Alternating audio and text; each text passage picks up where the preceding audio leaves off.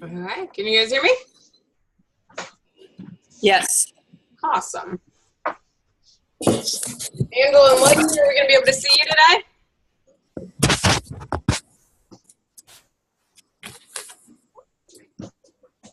Okay. We will give it just a minute, see who else is joining. Misty's joining in.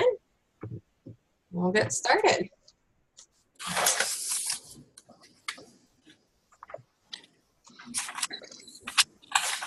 So let's start off, I'm going to make sure it's recording too, by sharing something that you're excited about or something that's awesome for the new year for you.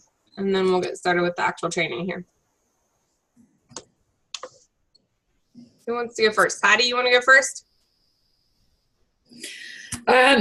I finished the 12 Dates of Rockin' Summer. There's a lot of good ideas. I actually went through and I put my visual board up. I've got my week planned out, and I'm getting out of my comfort zone and putting forth, stepping out, and following through the things I've learned. Awesome. I love it. So what's the first thing you're going to do to step out of your comfort zone? Well, we have a local flea market where you can set up a booth, and you can like leave it up for the weekend, and people can come in and check things out. And I'm going to go check that out. Maybe set up at a flea market and I'll have to do more for contacts and stuff because I don't have the inventory for cash and carry. Sure. But yeah, I'm going to commit to weekends being there if I can't do anything else. I'm not having like getting parties right now. Okay. Love it. Misty, what about you? My goal is for 2018. I couldn't hear you there.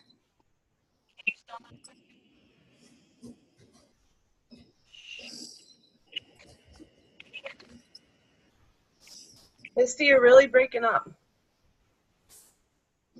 Angela, we'll let you go, and then if she can't come in, that's fine.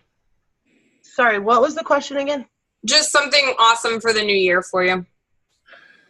For what I'm excited to get started doing? Yeah.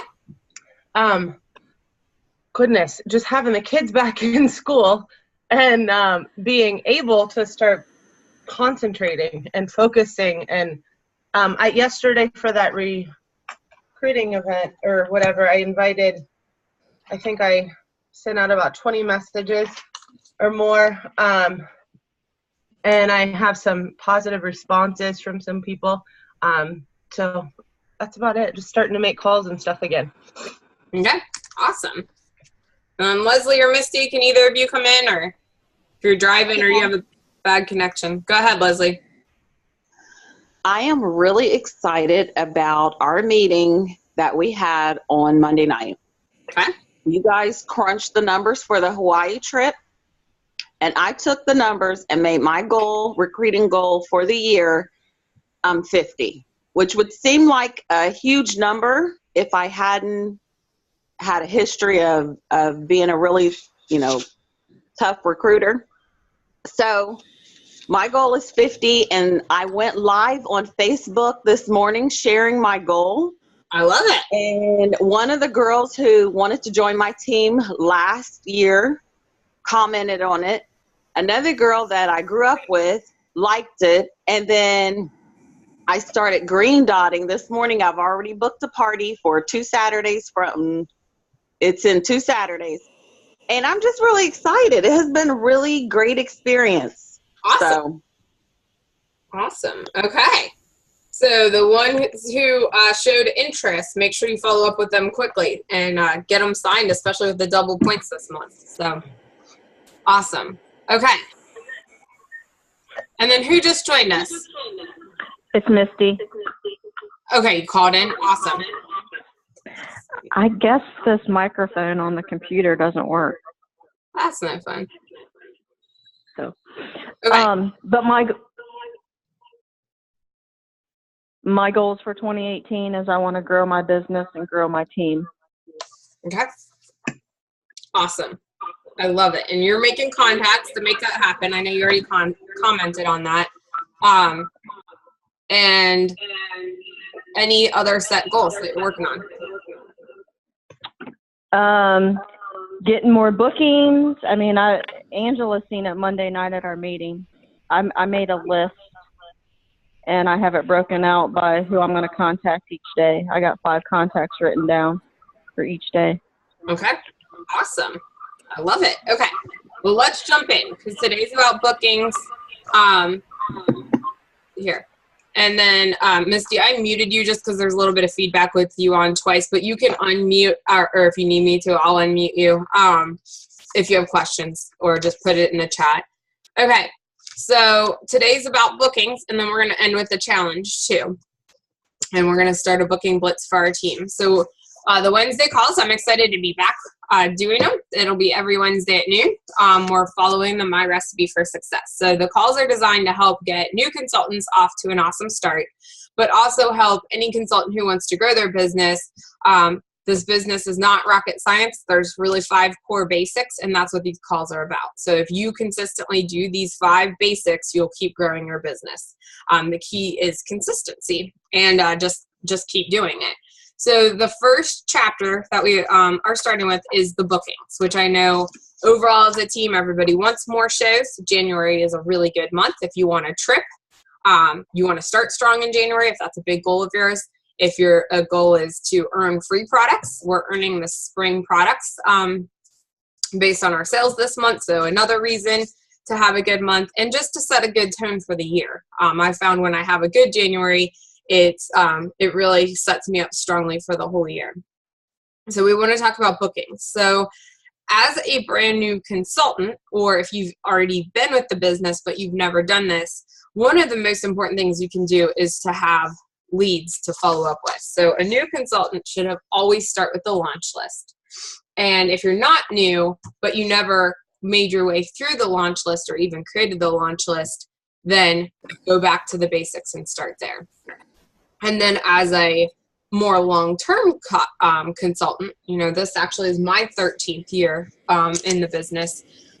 My lead list, my launch list these categories may not be the most fitting, but I can actually go back and go to these categories and even think like, are there different digital contacts now that wouldn't have been around, even in my contact list when I started 13 years ago. But if you've been with the business longer, you want to keep adding more leads because without leads, there's no business to be had. So I have an idea too. If you were older, or like not older, like I'm not talking age, but you've been a consultant for a while, someone said to think of a different launch list to cross-pollinate. So like take 2 categories and say relatives, coworkers, or coworkers, relatives, or whatever, to think of different people you hadn't thought of before. Yep. So that makes sense. So who are your relatives that you're closest to who have coworkers? Like use them to get those additional leads, which the longer you're in this, the more that will come naturally to you as well. But you should be getting leads when you're out and about. If you've been in this a while, you should be getting leads from every contact, customer, show that you do, whether it's virtual or cooking. So the easiest thing is just to make sure you're keeping track of them. So there's never a month that I don't have leads from previous months. So if you've been with this long enough and you're consistently working your business, there should always be leads for the next month. So just make sure that you're keeping track of them and you're asking everybody. Are you interested in having a party? If the answer is no, then do you want me to check back with you another time? So let's just start with the basics, because I think everybody here wants to have those shows on your calendar. So you review your calendar, make sure you know when you can work, decide if it's all cooking shows, all virtual parties, a mixture of the 2. Identify potential hosts. So you'll use your launch list, and we'll do a brief run through of the launch list and what that looks like, just to give you ideas of categories. But also match up hosts to this particular hostess special. It's not just the double free. There's the spiralizer set. So who do you know that's trying to eat healthy? Who do you know that already eats healthy? Who do you know that, it works out a lot or has made New Year's resolutions, or it has the make and take lunch set in it. Like I gave that to one of my brothers because he just got a new job where he has to pack his lunch. So there's lots of different reasons somebody might want that healthy set. And then the middle set has the Rock Crock in it. So who do you know that wants to eat dinner as a family more, or make dinner time easier at home, or could use a Rock Crock for any of the several reasons? And then the last set is like a drink set. So again, you could make that like a fun group, like make sangria, or you could make it like a healthy thing with, drinking more water and doing the water. So think of who your potential hosts are based on that. Build interest. So use phone calls, emails, text messages, and social media to offer potential hosts a great experience. And focus on the food, the fun, and the free Pampered Chef products. And then secure a date. It's not a booking until they're dated on your calendar. And that's a simple process of asking questions, but you have to do it. People aren't, even if they're interested, they're not going to contact you and ask you to book a party with them.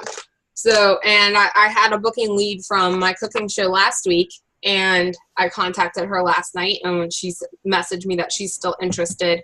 And I said, okay, great, let's pick a date. And I haven't heard back from her. That doesn't mean she's not interested. She probably just didn't respond to my message. So it's your job to do the follow-up until the date is on your calendar. And you want to use an either or process. So that's awesome. I'm booking January and February. January is double free. Which one works for you? Hopefully they say January. If not, but get it in February. And then when they say January, that's awesome. Okay, I have the 21st and the 25th left. Which one works for you? So it's just an either or. Don't give them more choices. And that's why you want to know your dates before you even work to secure a booking. If they are a check back later, a no, not now, find out if it's not now. So if they're not ready to book, some people have to experience a party before booking one of their own. So you could invite them to a show that you're hosting yourself. If you're new, it could be one of your launch parties. If you're not new, you could do, I just got off the phone with Tabitha a little bit ago, and she's doing a customer and host appreciation party. So you can invite them to a party you're doing, and suggest that they bring friends. And if it's virtual, suggest that they invite friends. If they say no to a cooking show, offer a virtual show. So, give them additional options. But if they're just say check back later, try to find out what's holding them back. If it's just that, their kids are sick and they can't think straight, then say, I hope they feel better. Can I check back with you on Monday or on Friday? If it's that their kitchen's being redone and it won't be finished, for another month, then let them know that you'll check back when you're, the end of January, beginning of February. But try to find out a little bit more, because sometimes, like I just had this happen. I had a girl who was going to do a party. Her kitchen countertops still aren't in, so she canceled. And I've been trying to reach her to reschedule, and she hasn't been answering. And I messaged her again last night, and she messaged me back this morning and said, the kitchen's still not done. She doesn't want to plan a date until it's actually done, which I get. I don't want to reschedule again, but I let her know I typically book a month out. So the kitchen doesn't have to be done for us to plan a new date. We just want to make sure there's no like back ordered cabinets and things like that. So I told her that I'd let her know when I'm booking March, but that's only going to be about 3 weeks out. So, find out what the holdup is. Don't just let them say, oh, check back another time. Find out a little bit more. Does that make sense? Yes. Any questions about that?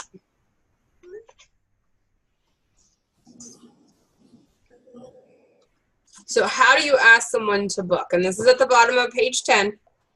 And you can change the word choices, but this process is, the either or questions is tried and true. So you don't need to change it a lot, just you can change individual words to make it sound like you. So people that you know well, simple and direct is best. I'm working on my, restarting my Pampered Chef business. I'm working on my 2018 calendar. I'm really excited for January, so simple and direct. I'd love to treat you to some free products and have you be one of my hosts. You can't get a better month. January is double free. What do you think? So people you know well, being direct and just asking for it is best. For casual acquaintances, focus more on the free and the fun and the food. So you could even say, what would you be most excited about? Trying a new recipe or getting something for free? And then you ask the question based on their answer. So if it was getting something for free, let them know January is a really good month to do that.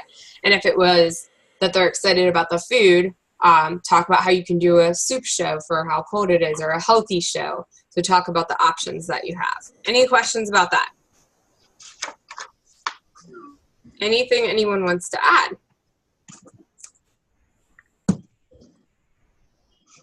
Okay, let's talk about your launch list. So if you're not brand new, we talked about some ways to get some additional names. Patty had the idea of doing the flea market. So you may have to get, creative, get some new leads. If you've already worked through your friends and family and you're not where you want to be, then you're going to have to either go back to your friends and family to restart and make sure you get bookings, or come up with some ways to get outside of your circle. So your top list, and you want to really think far and wide. So friends, as a brand new consultant, that's usually easy. But if you've already done some shows with friends and you didn't get bookings and leads from them, then think a little bit broader. Like, think of different social circles. Think of college friends, high school friends, even grade school friends, friends that maybe you are friends on Facebook and you grew up together, but you haven't been in close contact. You might have to dig a little deeper and think a little broader of who can you put in that category. Neighbors. Some people find this category really easy and some find it really challenging. So if you lived in the same place for a long time, that might be an easy one. If you live in an area where people aren't overly social, or you've moved recently, then you might have to think a little bit further outside of the box. So neighbors. I know Misty had success over the holidays of posting in like a neighborhood Facebook group. But don't just post about sales, post about booking a party. You can always host a party, especially if you're new to the neighborhood, and get to know them. Or if there's somebody else new to the neighborhood, you can go introduce yourself and see if they want to host a party as a way to get to know people in the neighborhood. You might have to think back to neighbors, again, that you grew up with, or people that aren't your actual neighbors now, but were neighbors at one point, or even think of your parents. Sometimes people's parents have lived in the same place for a long time and might have more of a connection with their neighbors than we do now. You might even think of somebody you're close to's neighbors. So that's kind of that cross-pollinating idea that Angela has. Like, one of my good friends knows more of her neighbors than I do. So it might be reaching out to that neighbor. Or you might have a sister that, you know her neighbor a little bit. You're not close to them, but you know at least their name and whether they have kids or something like that. Relatives. Again, for some people, this category is really easy. For some people, it's a hard one. But new consultants have a tendency to stick with just the relatives and friends and work in that. And then they get off to a pretty good start and it's really exciting and you achieve your goals, which we want you to right off the bat. But if you're not getting leads from those and you're just having your friends and relatives support you, you all of a sudden are out of leads. And then you go from achieving your goals to kind of taking a big dip. And so that's why we have more than just those two categories.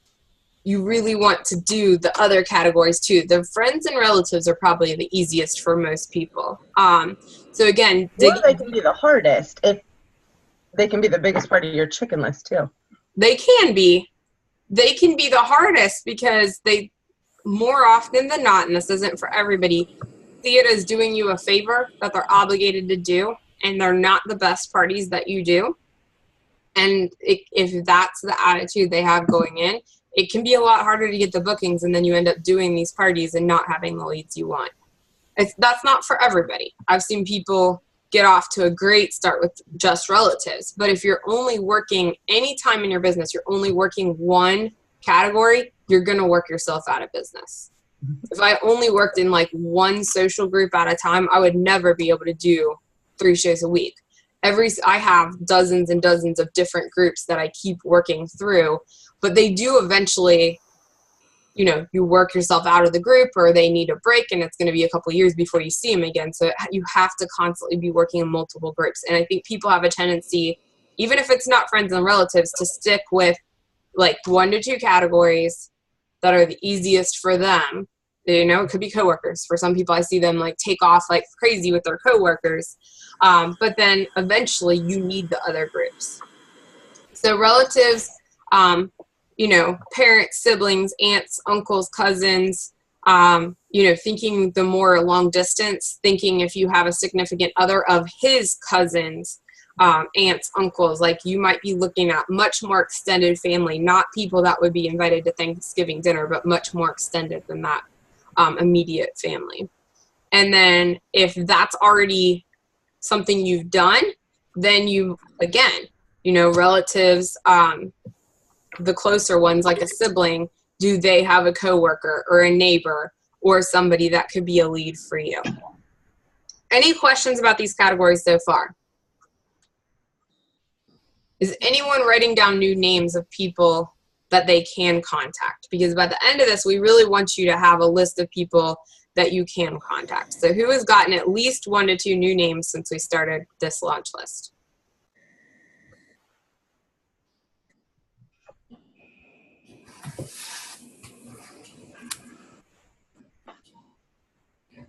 No one? Okay, so what are you going to do to come up with people to contact then? Chantel, Uh-huh. I didn't want to take notes because I used to do that when you do the Zoom, but I'm making a mental list. Okay. I wanted to, and it is opening up my mind to different people that I can contact, because I get really nervous with my own, like with my friends and family. That's my scare list. It's easier for me to talk to strangers. Okay. So who have you added to your list so far, Leslie? Well, my next door neighbor ordered something from me last month, and she ordered it through my husband. Okay. But she has a daughter that speaks to me every evening or whenever she pulls up. I don't even know what her name is. Okay. And then the neighbor on the other side has another daughter that has a son my age that she said something to me once about getting them to play together, and I ran in the house, Okay. So there are different people around me. And then like today I went out and I gave a recruit out 2 pieces of recruiting information. But one of the ladies that talked to me in the office, I don't know what her name is. She knew my whole family, and I was too scared to give her a piece of literature. And I'm like, see, I see her all the time. So it's just opening my mind up to, instead of handing it to a stranger, because that's easier, even talking to the people that I know. Okay. So a couple tips there. So, one, some people are really good with names and some aren't, and I'm not good with names. So a tip for that, instead of saying I forgot your name, which can be embarrassing, is use a door prize slip or pull your phone out and say, how do you spell your name? Oh, I love that. And then that way, if I don't know their name, they just spell it for me. I mean, and it could be Mary, and you're like, well, duh, but they don't know that you didn't know their name. And then the other one is, just like it's not a booking until it's dated on your calendar, it's not a lead till you have their contact information. So if you're just giving out information but not getting anything, then you have no leads. So without leads, you don't have a business. So we want to be coming up with new names. And if you're doing virtual parties, then you want to think of these categories in the virtual world. And what the virtual does for you is opens up, there's no restrictions on area. It could be a relative. I have aunts and cousins on my dad's side, some in California and some on the East Coast, that I don't know. But if you need bookings and you're looking for virtual shows, then there's a start. Friend request them on Facebook. Maybe start talking about family connections and seeing what they're up to. And then once you find out an interest in their life, you would relay it back to Pampered Chef. Okay, coworkers. So again, if you work or if you've had jobs in the past, that can be one. But if you're at home, then it can be a difficult one. So this would be not just your personal coworkers, but also your significant others' coworkers. If you have kids, even if they have, like entry-level jobs, their coworkers. It could be, everyone's in different areas of their life. So if you have adult kids, it could be their coworkers. So if that doesn't Go get a pull-up. Did you go poo-poo? names, go ahead and think of people who work in specific professions that typically have a lot of contacts. So who do you know that's a nurse, even if they're not a coworker or past coworker of yours? Who do you know that's a teacher? Who do you know that works in an office, at a car dealership, a realtor?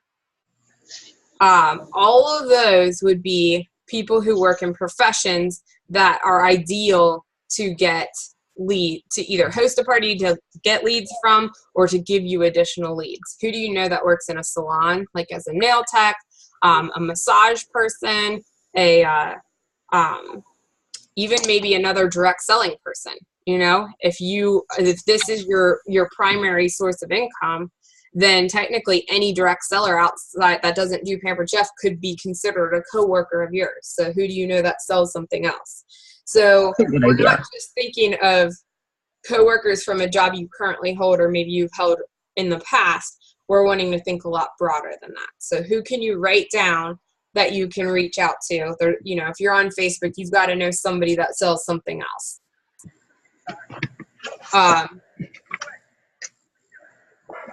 Okay. Holiday greeting card list. So that one can be really hit or miss. Some people do very well with it and some people don't. We didn't do cards for friends and family this year, but I did do cards for our whole team and then cards for past hosts from 2017. But if you don't have enough hosts or you're new, think of who would be on a greeting card list if you had a major graduation party, a wedding list. We're trying to think of people who aren't just close friends and family. Typically when you get married, I think we invited 350 people to our wedding. I mean, those aren't my personal close friends and family. These are people that are, more outskirt friends, but you still invite them to a wedding. So think with that mindset. It's been 15 years for us now. If it's been 20 or 30 or 40 years since you've been married, you might be in a whole different circles. But if you had a child, an adult child, if they were getting married, who would get invited? Or if they had a graduation party, who would get invited? Those type of bigger life events, typically we invite people that aren't in our close circles. Does that make sense? Mm-hmm. And then if you still have not added names to your list, you want to think about fundraisers. Who do you know that could use a fundraiser? I've actually booked 2 fundraisers so far this month. And I might have a third I've got to follow up with. So, and one of them, she was looking on Facebook for ideas to help fund an adoption. And I just commented, I do fundraisers if you're interested. And actually, it's not even her hosting the fundraiser. Her friend then commented under my comment, if you can do them virtually, I'll host a fundraiser to help her. So that's one. The other one has a son who has lost, I think she said, both of his legs and is in a full-time care rehabilitation, and they want to bring him home. So there's lots and lots of different reasons. Angela's done fundraisers for animal shelters. When this time of year, it's cold. It can be difficult for them to raise enough funds. There's a lot of attention with the locally for the homeless shelters right now too. So that would be another area to come up with. And there's even the idea of coming up with a fundraiser that you put on yourself and do the blessing bags and send them out. So people are buying through you and then you're donating them to the local shelter. So it's almost 12:30, so I want to kind of go through these last couple categories, but we won't touch on them so in depth. So digital contacts is everybody on social media, email, text, and think specifically of people who post a lot about food. A lot of times that's not the people that are in these different circles, but they share recipes a lot. So you're going to focus on the food aspect of it. Community connections. We've already brought this up a little bit with think of a nurse and a teacher. but church members, book group members, bunco group members, any doctors that you frequent, so dentist, doctor, chiropractor, all of those are people in your community that you can connect with, even small business owners. Like somebody who owns like their own paint company. Anyone who networks to grow their business understands networking. So even if it's somebody like a construction person and they own their own business and they're not going to host a party, they might know somebody who will. Your friends' parents, depending on where you're at in your life, that could be your actual parents' friends. So when I started and I was 20-something, that's the group I went with. But at this point in my life, it would be my kids' friends' parents. So you kind of have to flip-flop that depending on where you're at in your life. Phone favorites. So people that you call, text, hang out with. And again, those are like my really good friends. So they've all had parties for me or know about my business. But there are also people I could call. I could call my friend Katie and say, you know what, Katie, I've lost 20 shows this month and I've got a big goal. Who do you know that might have a show? And she would start asking people to have a show. And then your favorite foodies. So again, this might not be your like tried and true people that you know want to host. This might be somebody who has gone to culinary school or just really likes to cook. Or you see, there's a girl I'm friends with on Facebook that every year for the Olympics, she does a week or a month of meals from around the world. Like that would be somebody to contact and just say, hey, which she has a Pampered Chef consultant. I'm just using her as an example, but like, hey, I know how much you love to cook. You know, I would love to try something fun and new with you. Would you be interested? Any questions?